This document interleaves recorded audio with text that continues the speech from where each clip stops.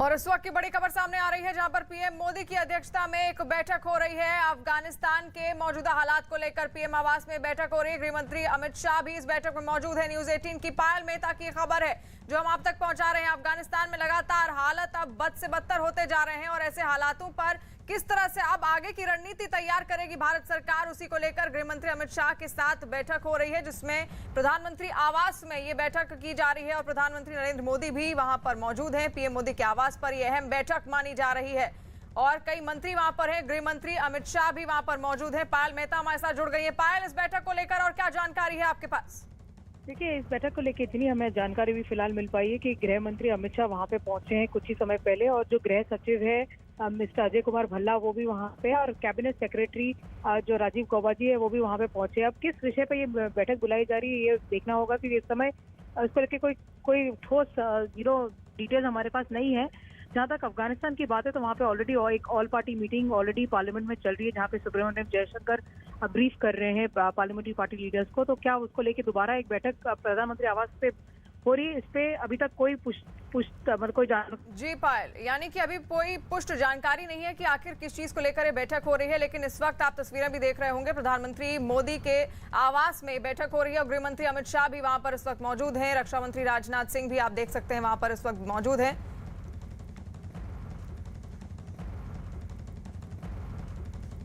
Operation देवी शक्ति के तहत अफगानिस्तान में फंसे भारतीयों को निकालने का, तालिबान के कब्जे के बाद अफगानिस्तान में फंसे भारतीयों को वहां से निकालने का अब काम और तेज हो गया है और इसी कड़ी में आज काबुल में फंसे भारतीयों को लेकर वायुसेना का एक विमान दिल्ली के नजदीक गाजियाबाद के हिंडन एयरबेस पहुंच गया है।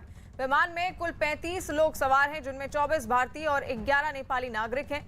फिलहाल इमिग्रेशन और कोरोना नियमों के तहत टेस्ट जैसी जरूरी कार्रवाई जारी है और प्रक्रिया पूरी होने के बाद यात्रियों को हिंडन एयरबेस से निकाल लिया जाएगा। यानी कि लगातार कोशिशें की जा रही थी भारत सरकार द्वारा और अब भी कई ऐसे लोग जो अफगानिस्तान में फंसे हुए हैं, भारत वो आना चाहते हैं, उनको निकालने की कोशिश में अभी भी भारत सरकार लगातार लगी हुई है। संदीप बोल हमारे साथ जुड़ गए हैं।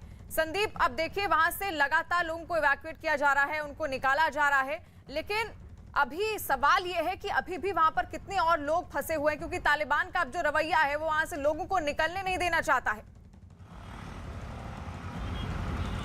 देखिए, अभी ये सरकार की तरफ से भी आधिकारिक नहीं कहा गया कितने लोग अभी और हो सकते हैं। 1000 लोग के आसपास जो है अभी तक इवैक्यूएट किए जा चुके हैं। तालिबान भारतीयों को नहीं रोक रहा है, अगर भारत का पासपोर्ट है तो उनको नहीं रोक रहा, लेकिन अगर भारतीय मूल के निवासी वहाँ रहते हैं और उनके पास वो वहाँ के नागरिक हैं और पासपोर्ट उनका अफगानिस्तान का, तो उनको नहीं जाने दिया जा रहा है। तो ये अभी फ़िलहाल सबसे बड़ी चुनौती जो है सरकार के लिए भी है कि उन लोगों को जिनको कि भारत आना है, अफगानिस्तान के निवासी हैं या भारतीय मूल के अल्पसंख्यक हैं, वो अगर आना चाहते हैं तो उनके लिए अब थोड़ा सा रणनीति में बदलाव लाना पड़ेगा सरकार को, क्योंकि तालिबान ने कल ही ये ऐलान कर दिया है कि किसी भी अफगानिस्तान के नागरिक को जाने नहीं दिया जाएगा। दूसरी बात यह है कि अभी जो एयरक्राफ्ट लैंड हुआ है उसमें तकरीबन 200 लोगों को आना था। वहाँ से 200 लोगों के साथ ये एयरक्राफ्ट पहले T3 में लैंड करना था।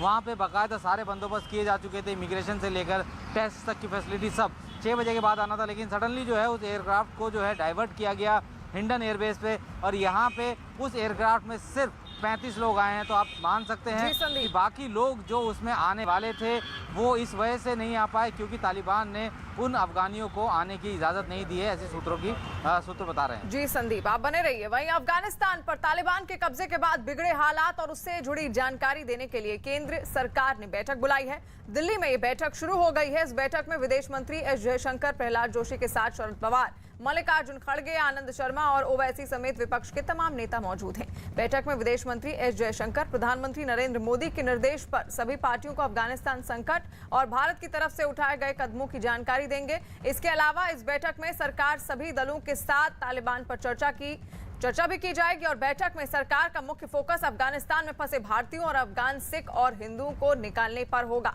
भारत काबुल पर 15 अगस्त को तालिबान के कब्जे के पहले और बाद से ही अफगानिस्तान के हर घटनाक्रम पर नजर बनाए हुए है और अब तक भारत सरकार अफगानिस्तान में फंसे करीब 900 लोगों को निकाल चुकी है। तो पावर पॉइंट्स देखने के बाद क्या मुद्दे उसमें आएंगे, उसके ऊपर अगर हमारे को कोई संशय है, डाउट है, तो फिर उनको पूछा जाएगा। उससे पहले हम कमेंट करना ये ठीक नहीं होगा। इसीलिए जब वो देखेंगे सुनेंगे, क्योंकि ऑल पार्टी के लोग इसमें इन्वॉल्व है, सभी मिलके उनकी सरकार की क्या मंशा है और क्या उन्होंने किया, क्या करना है, ये सब देखने के बाद हम वहां रिएक्ट करेंगे, उसके बाद आपको बताएंगे। आज अफगानिस्तान के मुद्दे पर सर्वदलीय बैठक का आयोजन किया है। पवार साहब उस बैठक में शामिल होंगे। निश्चित रूप से आज तक जो भी सरकार की तरफ से किया गया, आगामी दिनों में क्या करना है, जिसको लेके जानकारी दी जाएगी, चर्चा होगी। हमें लगता है अफगानिस्तान के मुद्दे पे सभी दलों में एकमत हो और एक साथ देश खड़ा रहे, ये हमारी पार्टी की भूमिका है। और विक्रांत हमारे साथ जुड़ गए हैं। विक्रांत जी, अब इस बैठक में आगे की रणनीति किस तरह बनाई जाएगी अफगानिस्तान को लेकर? देखिए शिवानी, ये बैठक इस मायने में बहुत ही महत्वपूर्ण है, क्योंकि पहला प्रयास ये हो रहा है पूरा, क्योंकि अभी तक जो भारत सरकार की कोशिश थी वो ये थी कि अपने नागरिकों का पहले वहां से सेफ इवैक्यूएशन हो जाए, पहले सभी को सुरक्षित रूप से यहां पर ले आया जाए। और इसी बीच सरकार ने अब तमाम राजनीतिक दलों के नेताओं को बुलाकर सभी को एक प्लेटफॉर्म पर करने की एक पहल की है, ताकि देश से एकजुट और मजबूत आवाज जाए कि इस मसले पर पूरा देश एकजुट है, पूरा देश एक स्वर में है। इस बैठक की शुरुआत में पहले विदेश मंत्री एस जयशंकर की तरफ से एक ब्रीफ नोट दिया गया अफगानिस्तान की वर्तमान स्थिति और भारत के हितों को ध्यान में रखते हुए जानकारी दी गई। उसके बाद हर श्रृंखला विदेश सचिव की तरफ से एक प्रेजेंटेशन दिया जाना है और खास बात यह है कि इसमें सवाल जवाब का सेशन भी रखा गया है, यानी जो राजनीतिक दलों के नुमाइंदे यहाँ पर गए हैं वो सरकार के मंत्रियों के साथ, विदेश मंत्री के साथ सवाल जवाब भी कर सकते हैं। अगर उन्हें कोई शंका है, कोई जानकारी वो चाहते हैं भारत के हितों को ध्यान में रखते हुए, तो वो जानकारी वो भारत सरकार से ले सकते हैं। निश्चित तौर पर प्रधानमंत्री नरेंद्र मोदी के पहल पर ये एक बड़ी बैठक की गई है और इस बैठक का सबसे बड़ा उद्देश्य यही है कि देश में हम लोगों में, हमारी राजनीतिक दलों में तमाम तरह के मतभेद हो सकते हैं, लेकिन जब देश के सम्मान का और देश का एक मामला सामने आता है तो पूरे देश से एक राय में एक मजबूत आवाज बाहर जाए। इसीलिए तमाम राजनीतिक दलों के नुमाइंदों को, चाहे वो पक्ष हो या विपक्ष हो, उनको पूरी जानकारी दी जा रही है कि अभी तक भारत सरकार ने इस मामले में क्या कदम उठाए गए हैं। और ये इसलिए भी बैठक महत्वपूर्ण हो जाती है क्योंकि विपक्ष की तरफ से जरूर ये सवाल उठेंगे कि अब आने वाले समय में भारत के तालिबान में जो नई सरकार बन रही है, तालिबान की अफगानिस्तान में, उसके साथ कैसे संबंध रहेंगे, क्योंकि भारत ने एक बड़े पैमाने पर वहां पर निवेश किया हुआ है। तो इन सब चीजों की जानकारी भारत सरकार की तरफ से राजनीतिक दलों के नुमाइंदों को दी जाएगी। जी बिल्कुल, और इसीलिए इस बैठक को काफी अहम माना जा रहा है, जिसमें अफगानिस्तान को लेकर आगे की रणनीति अब बनाई जाएगी। वहीं बड़ी खबर आ रही है काबुल से। CNN न्यूज 18 के मनोज गुप्ता की खबर है कि 31 अगस्त के बाद भारत की ओर से काबुल के लिए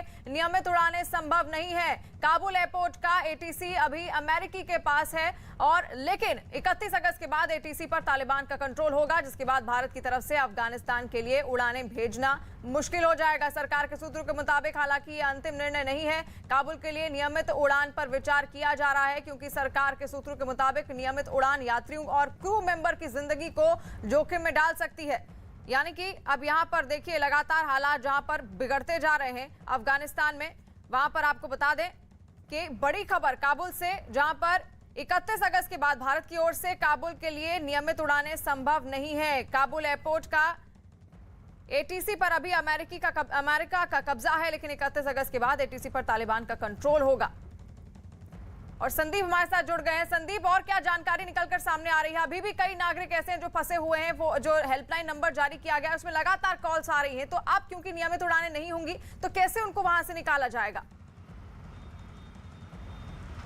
देखिए, नियमित उड़ानें तो अभी भी नहीं चल रही हैं। जो सिविल एयरक्राफ्ट है वो वहाँ पे टेक ऑफ नहीं कर रहे, लैंड नहीं कर रहे हैं, लेकिन वहाँ से मिलिट्री एयरक्राफ्ट का मूवमेंट ज़रूर है। उन्हीं मिलिट्री एयरक्राफ्ट के मूवमेंट पे भारतीय नागरिकों को ले जाके जो है अलग अलग जगह से जो है सिविल एयरक्राफ्ट से भारत लाया जा रहा है। लेकिन अभी फ़िलहाल ATC और पूरे पैरामीटर की, काबुल एयरपोर्ट के पूरे पैरामीटर की सिक्योरिटी अमेरिका के पास है। वो तब तक उसके पास रहेगी जब तक कि वो उसका एक एक नागरिक ना निकल जाए। हालांकि 31 तारीख का डेडलाइन ज़रूर है और उसके बाद जो है धीरे धीरे टेक ओवर करना शुरू कर देगा, क्योंकि तालिबान साफ कर चुका है कि 31 तारीख के बाद जो है किसी को वहाँ पे अमेरिका को बर्दाश्त नहीं किया जाएगा, क्योंकि अभी तक अमेरिकन फोर्स पे तालिबान ने कोई अटैक नहीं किया है। तो ऐसे में अगर अभी फ़िलहाल ATC है जिसके ज़रिए हम लोग जो है जो कि अभी फ़िलहाल ऑपरेट अमेरिका कर रहा है, उसी के ज़रिए हम लोग अपने विमानों से लोगों को ला रहे हैं। लेकिन जैसे ही तालिबान काबिज होता है तो जाहिर सी बात है कि भारत के लिए मुश्किल पेश हो सकती है, और यही वजह है कि भारत चाहता है कि जल्द से जल्द जो है वहाँ पे फंसे लोगों को वापस लाया जा सके, और जिसके लिए जो है अलग अलग तरीके से स्ट्रेटजी प्लान की हुई है कि अगर इस तरीके की सिचुएशन आती है तो कौन सी स्ट्रेटजी पे जाना है, कौन सा प्लान बनाना है, कौन सा प्लान ए यूज़ करना है या प्लान बी। तो ये तैयारी जो है, ये आशंकाएं पहले से थी कि ऐसा वहाँ पे हो सकता है, तालिबान टेक ओवर कर सकता है। तो उसके बाद किस तरीके से किन किन चीज़ों पे उनका इम्पैक्ट पड़ेगा और वो भारत के लिए कितना नुकसानदायक होगा, ये भारत की तरफ से पहले ही सोचा जा चुका है और उसी हिसाब से काम भी चल रहा है। और यही वजह है कि भारत सरकार की तरफ से कभी कोई बड़ा बयान जो है तालिबान को लेकर नहीं आया है, क्योंकि भारत सरकार अभी वेट एंड वॉच पॉलिसी में है और चाहते हैं यानी कि आगे की रणनीति अब बनाई जा रही है। विक्रांत जी भी हमारे साथ जुड़े हुए हैं। विक्रांत जी देखिए, आप क्योंकि वहां से नियमित उड़ानें जो है 31 अगस्त के बाद से बंद हो जाएंगी, चुनौती भारत सरकार के लिए खुद भी है, कैसे इससे टैकल करेगी, क्या रणनीति होगी आगे? देखिए, भारत के हितों को ध्यान में रखते हुए ये फैसला किया गया है। हालांकि ये कोई स्थायी फैसला नहीं है कि इसके बाद आगे नहीं किया जाएगा, लेकिन अभी तात्कालिक भारत के हितों को देखते हुए, भारत के नागरिकों को हितों को देखते हुए वहां पर कमर्शियल फ्लाइट उड़ा पाना भारत के लिए मुमकिन नहीं था और इसी कारण ये फैसला लिया गया है। लेकिन एक बार थोड़ा समय बीतने के बाद वहां पर स्थितियां कैसी बनती हैं, किस तरीके की सरकार आती है, किस तरीके से वहां पर कामकाज शुरू होता है, इन सब चीजों को ध्यान में रखते हुए आगे का फैसला लिया जाएगा। तो इस तरीके के कई फैसले, क्योंकि तमाम देश अपने अपने हितों को ध्यान में रखते हुए अभी फिलहाल वेट एंड वॉच की स्थिति में है और भारत सरकार भी इस समय इसी कारण उसकी, क्योंकि पहली प्रायोरिटी ये थी कि अपने नागरिकों को किसी तरीके से पहले सुरक्षित तरीके से बाहर निकाला जाए और भारत के जो सामरिक और राजनयिक हित हैं उनको ध्यान में रखते हुए उसके बाद आगे की कार्रवाई की जाए। और आज जो ऑल पार्टी मीटिंग बुलाई गई है उसका भी एक बड़ा उद्देश्य यह है कि विपक्ष के नेताओं को भी एक बार ये बता दिया जाए कि सरकार अभी तक इस मामले में क्या कर रही है और किस दिशा में सरकार आगे सोच रही है। और कुछ अगर विपक्ष के सुझाव इसमें सामने आते हैं, क्योंकि कई बड़े नेता भी जैसे आनंद शर्मा इसमें शामिल हो रहे, पूर्व केंद्रीय मंत्री रहे हैं, तो कुछ अगर सुझाव विपक्ष की तरफ से आते हैं या कुछ जानकारियां विपक्ष की तरफ से यानी कि जो आज बैठक होगी उसमें भी इस चीज पर जरूर रणनीति बनाई जाएगी कि किस तरह जल्द से जल्द वहां पर जो लोग फंसे हैं उनको बाहर निकाला जाए। और इस वक्त बड़ी खबर आ रही है काबुल से, जहां अमेरिका, ब्रिटेन और ऑस्ट्रेलिया ने अपने नागरिकों को काबुल एयरपोर्ट से दूर रहने की चेतावनी जारी कर दी है। ये बताया जा रहा है कि चेतावनी काबुल एयरपोर्ट पर आतंकी हमले की आशंका को देखते हुए जारी की गई है। तीनों देशों ने अपने नागरिकों को काबुल एयरपोर्ट से तुरंत हटने को कहा है। साथ ही ये भी अपील की गई है कि वो फौरन सुरक्षित जगहों पर चले जाएं। तालिबान ने अफगान नागरिकों को देश छोड़ने पर रोक लगा दी है, जिसके बाद से वहां हालात और बिगड़ गए हैं। वहीं इस समय कई देशों के नागरिक अफगानिस्तान में फंसे हुए हैं, जिनमें अमेरिका, ब्रिटेन और ऑस्ट्रेलिया के नागरिक भी शामिल हैं। यानी कि लगातार तालिबान अपना अड़ियल रवैया अपनाया हुआ है। वहीं इस वक्त बड़ी खबर आ रही है काबुल से, जहां पर एयरपोर्ट के आसपास के इलाकों में पिछले 10 दिनों में 25 लोगों की मौत की खबर है। तुलु न्यूज के मुताबिक मरने वालों में ज्यादातर महिलाएं और बच्चे शामिल हैं, जो वहां हुई गोलीबारी और भगदड़ का शिकार हुए। चश्मदीदों ने भी दावा किया कि वहां एयरपोर्ट के आसपास कई बार ऐसे हालात बने जिसमें गोलीबारी के बाद हुई भगदड़ में कई लोगों की मौत हुई है।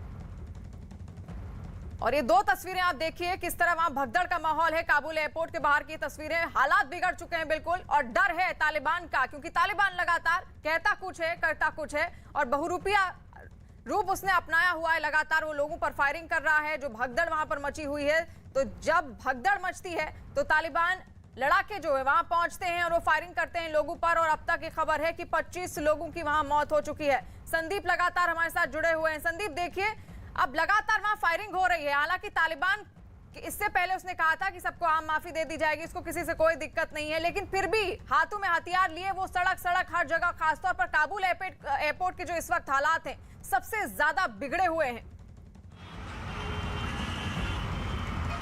देखिए, काबुल एयरपोर्ट इकलौती जगह है जो कि उन लोगों के लिए एक वरदान है जो कि देश छोड़ के जाना चाहते हैं। लैंडलॉक कंट्री है, 6 देशों से घिरी हुई है और ऐसे में उन दूसरे देशों से होके जाना संभव नहीं है। ऐसे में हर कोई शख्स जो है वो काबुल एयरपोर्ट की तरफ आ रहा है और ऐसे में बहुत ज़बरदस्त भीड़ है हालांकि अभी तक काबुल एयरपोर्ट की सुरक्षा की जिम्मेदारी जो है वो अमेरिका के हाथों में ही है, लेकिन बाहर तो आज भी जो है वो पहले दिन से जो है वो तालिबानी जो है हाथों में हथियार लिए घूम रहे हैं। किस तरीके से महिलाएं बच्चे जो कि खड़े हैं एयरपोर्ट के बाहर, उनको मारा जा रहा है, डंडों से मारा जा रहा है, तो ये सारी चीज़ें जो हैं आम हो चुकी हैं, भगदड़ मच रही है। और पिछले 10 दिन में 25 लोगों के मारे जाने की इस घटना को आप इसी तरीके से देख सकते हैं कि कितना खौफ तालिबान का जो है लोगों के अंदर है। तालिबान का खौफ यहाँ पर लगातार बढ़ता जा रहा है।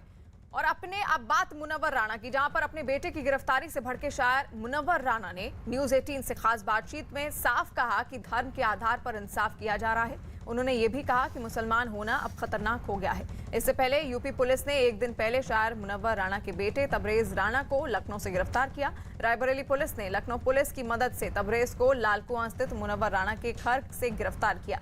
तबरेज की गिरफ्तारी 2 महीने पुराने फर्जी फायरिंग के मामले में हुई। आरोप है कि तबरेज ने खुद पर फायरिंग करवाई थी और आरोप अपने चाचा पर लगाए हुए उनके खिलाफ एफआईआर दर्ज करवाई थी। जांच में पुलिस को मालूम हुआ कि तबरेज ने अपने चाचा को फंसाने के लिए साजिश के तहत खुद पर गोली चलवाई थी।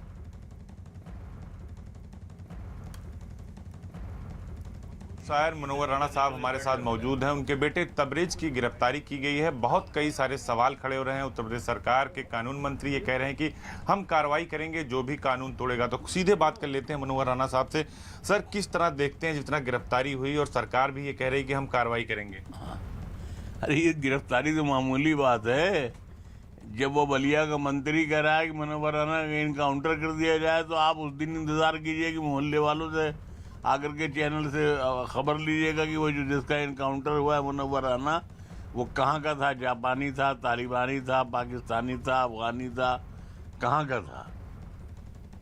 आपके बेटे की जो गिरफ्तारी हुई उस पर क्या कहेंगे? बात निकलेगी तो फिर दूर तक जाएगी। एक नए बने हुए सेंट्रल के जो मंत्री हैं, जो यहाँ मोहनलालगंज से एमपी हैं, उनके लड़के का भी केस सेम था।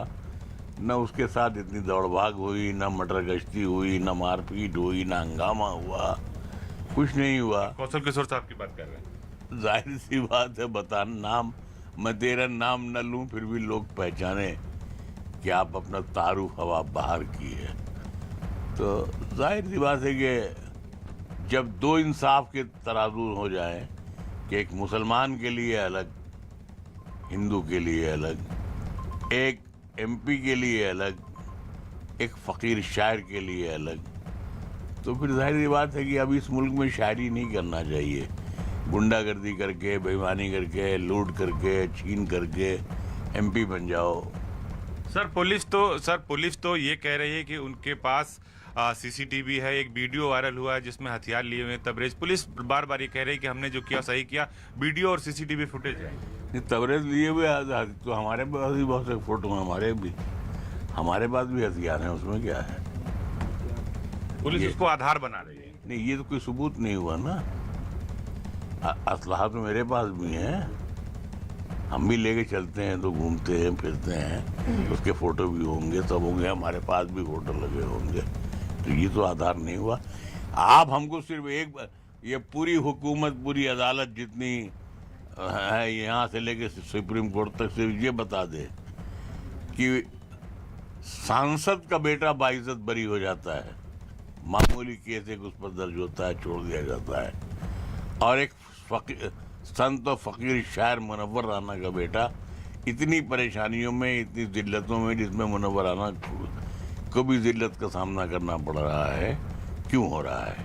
अगर इस मुल्क में इंसाफ एक है, और अगर हमारे मोदी जी नारा लगाते हैं, चीख करके गला बैठ जाता है उनका अक्सर, सबका साथ, सबका विकास, सबका विश्वास। आपको लगता नहीं सर कि आपके फैमिली को क्यों टारगेट किया जा रहा है? क्या आपने जो तालिबान वाले बयान दिए उसको लेकर तो नहीं? तालिबान को तो हमने बयान दिया ही नहीं ना। तालिबान का तो जाहिर सी बात है, तालिबान का फेवर हम क्यों करेंगे।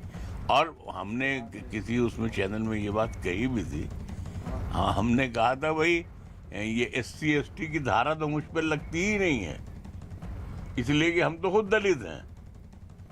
भाई जिसने केस किया है वो जात का दलित होगा, हम हालात के दलित हैं, तो हमारी तो रिश्तेदारी आपस में हुई। तो क्यों टारगेट किया जा रहा है? आपको जो आप कह रहे हैं कि पुलिस टारगेट कर रही है, एक नेता के बेटे को छोड़ रही है, हमारे बेटे को फंसा रही है। तुम खुद ही समझ जाओ, मैं नाम नहीं लूंगा। तवील हो जाएगी, रात पूरी खत्म हो जाएगी अगर हम बोलना शुरू कर देंगे तो किस तरह जवाब देना चाहते हैं आप सरकार को? क्यों नाम नहीं लेना चाहते? देखिए ऐसा है कि नहीं तवील हो जाएगा बहुत, और कुछ नहीं है। डरते वरते तो हम ही नहीं। जिस दिन हम पैदा हुए थे तो दाई ने आके मेरी माँ को मेरे बाप से बताया था कि बेटा पैदा हुआ है, बेटी नहीं पैदा हुई है। तो डरना वरना तो मुझे किसी से डरना तो आता ही नहीं है। तो नाम ले लीजिए फिर। हाँ नाम ले लीजिए फिर। किस सिलसिले का नाम बताइए? जिनको छोड़ा जा रहा है, जो लोग टारगेट कर रहे हैं। नहीं, जाहिर सी बात है कि जिस एमपी को मोहनलालगंज के एमपी को बना दिया गया मंत्री, तो ये तो उसको इज्जत दी गई ना कि उसके लड़के ने ये काम किया, और मुझे जलील किया जा रहा है कि आपके लड़के ने ये काम किया। इसका मतलब ये है कि जाहिर सी बात है कि जो ये खौफ था या जो खौफ है कि हिंदुस्तान में मुसलमान होना बहुत खतरनाक हो गया है। तो क्या आप मान रहे हैं कि जो रायबरेली में हुआ था वो घटना सही थी? पुलिस ने जो खुलासा किया वो सही था? पुलिस कह रही है वीडियो है, सीसीटीवी फुटेज है, उसके आधार पर जो कार्रवाई हुई उसको कितना सही मान रहे हैं? देखिए ऐसा है कि इतने दिन से पुलिस बैठी हुई थी, पुलिस ने जो इसको चार्जशीट दाखिल क्यों नहीं की कि हम जमानत ले लेते? तो उसमें एक 307 लगा था, वो हाई कोर्ट ने जमानत दे दी। जो 120 और 211 है उस पर कोई गिरफ्तारी का वही नहीं बनता है।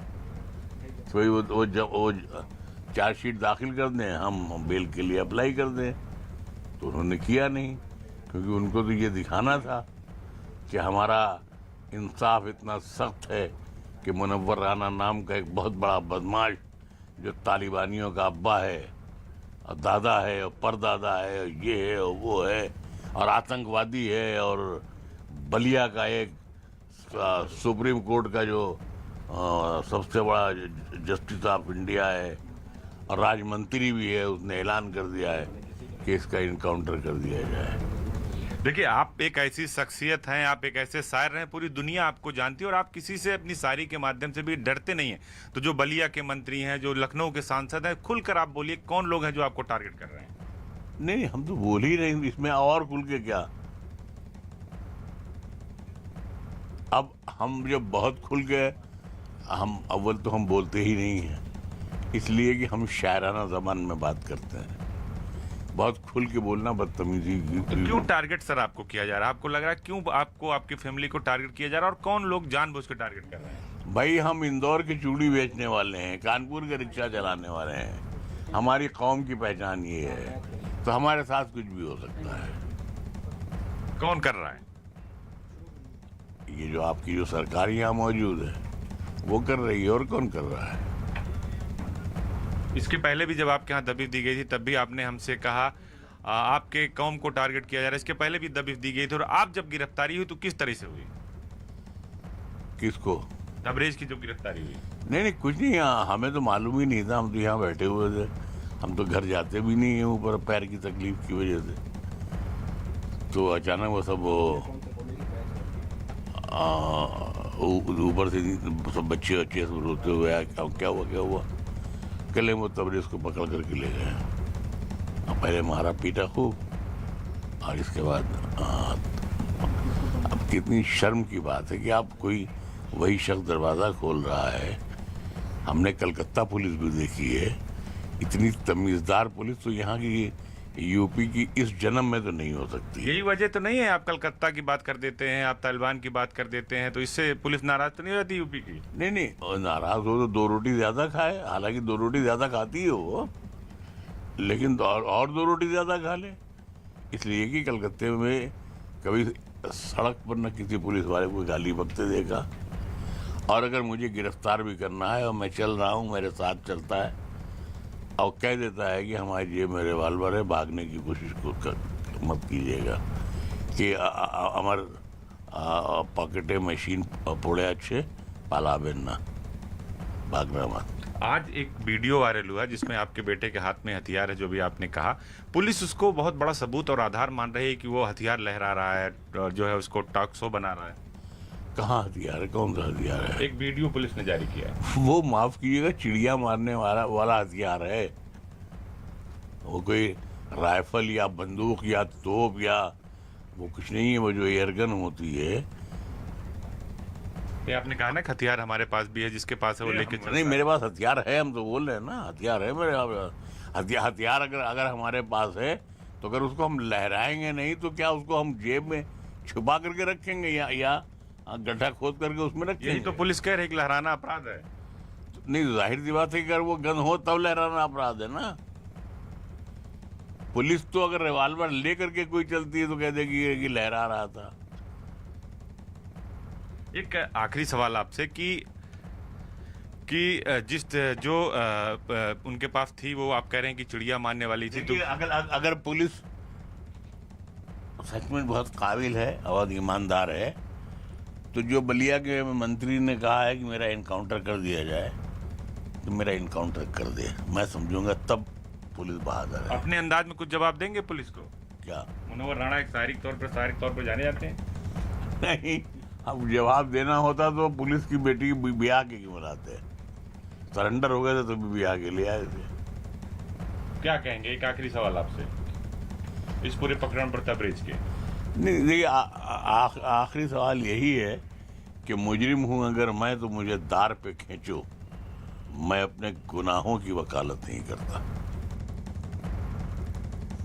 वही यूपी के ये तस्वीर आप देख सकते हैं जहां पर मुनव्वर राणा तबरेज जो उनके बेटे हैं उनकी गिरफ्तारी हुई है, और दूसरी तस्वीर चाचा पर उन्होंने आरोप लगाया था इससे पहले मुनव्वर राणा ने, और उसी को लेकर ये एक पुराना मसला था 2 महीने पहले का, जिसको लेकर आज मुनव्वर राणा के बेटे तबरेज जो है उनकी गिरफ्तारी हुई है।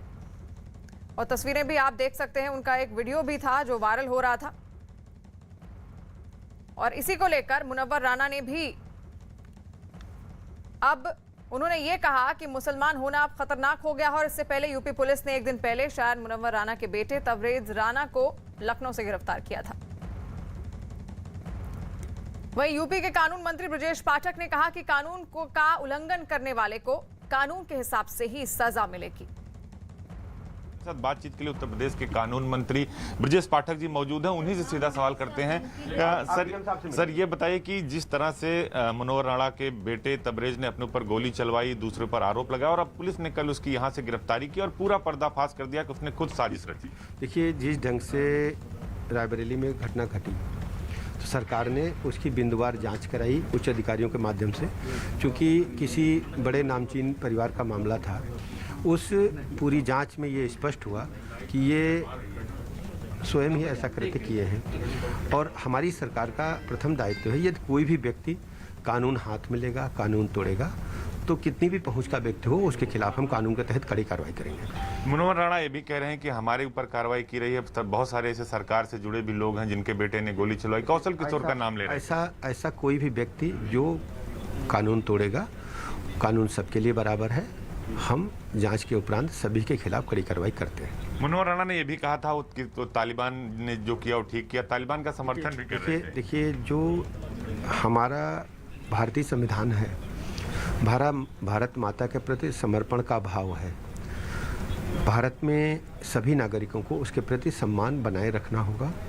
यदि इसमें जरा भी कहीं कोई गड़बड़ी पाई जाती है तो कानून के सम्मत धाराओं में जरूर कार्रवाई होगी। हम किसी भी व्यक्ति को भारत के प्रति, भारत माता के प्रति असम्मान का भाव रखने वाले या दूसरे देश के टेररिस्टों को सम्मानित करने वाले बयान पर बिल्कुल भी हम इजाज़त नहीं देंगे। हम पूरी तरह से जांच के बाद कार्रवाई करेंगे। 4 लोगों को गिरफ्तारी भी हो गई रायबरेली प्रकरण में। पुलिस ने तबरेज आलम को गिरफ्तार करके जेल भी भेज दिया। उसके बावजूद भी मुनव्वर राणा सवाल खड़े कर रहे हैं। दरअसल आप जानते हैं कि लगातार इस तरीके की बयानबाजी वो करते रहते हैं, लेकिन हमारी सरकार सजग है, अधिकारी सतर्क हैं।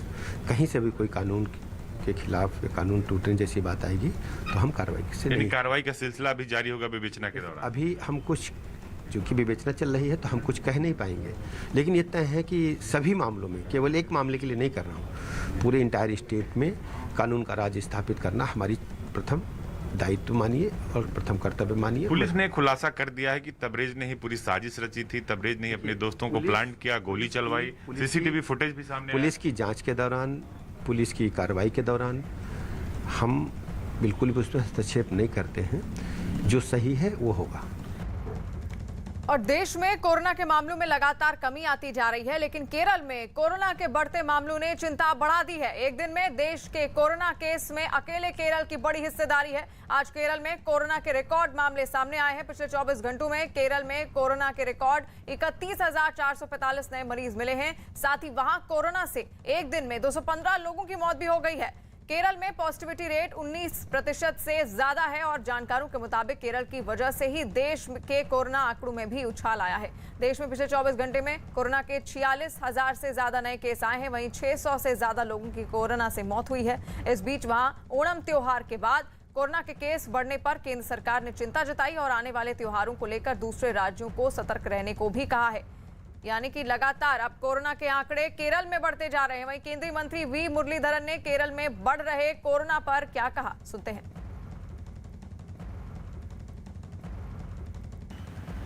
The Kerala government said that we have a better methodology of containing the spread of COVID, and that is the home quarantine. But it has now proven that it is miserably failed. So the government should relook, the state government should relook into the whole scenario and prepare the plans scientifically.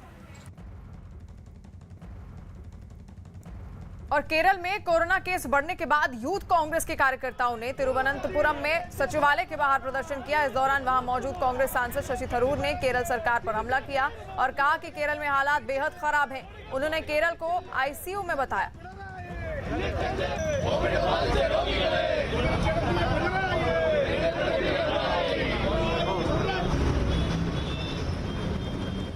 This is a very serious matter. 31,000 out of a total nationwide figure of just over 50,000 shows that we are no longer just the majority but the overwhelming majority of cases in India. So the symbolic protest that Kerala is in the ICU. और बड़ी खबर आ रही है, drone से जुड़ी हुई केंद्र सरकार ने नई ड्रोन पॉलिसी की घोषणा की है। न्यूज 18 के अमित पांडे की खबर है कि केंद्र सरकार ने देश में ड्रोन उड़ाने के लिए नए नियम बनाए हैं। नए नियमों के मुताबिक हर ड्रोन को डीजीसीए की वेबसाइट पर रजिस्टर्ड करवाना होगा। ड्रोन का इंजन नंबर और मालिक के नाम और मोबाइल नंबर के साथ दूसरी जरूरी जानकारियां भी देनी होंगी। ड्रोन का रजिस्ट्रेशन नहीं करवाने पर उसके मालिक को सिक्योरिटी क्लियरेंस नहीं मिलेगा। 120 मीटर की ऊंचाई पर उड़ने वाले ड्रोन ग्रीन जोन में माने जाएंगे, लेकिन 60 मीटर की ऊंचाई और एयरपोर्ट से के 8 से 12 किलोमीटर के दायरे को येलो जोन बनाया गया है और येलो जोन में ड्रोन उड़ाने के लिए उसके मालिक को संबंधित एजेंसी से मंजूरी लेनी होगी। यानी कि अब नई ड्रोन पॉलिसी लागू की जाएगी। और अमित पांडे हमारे साथ फोन लाइन पर जुड़ गए हैं। अमित, और क्या जानकारी है इस ड्रोन पॉलिसी को लेकर आपके पास?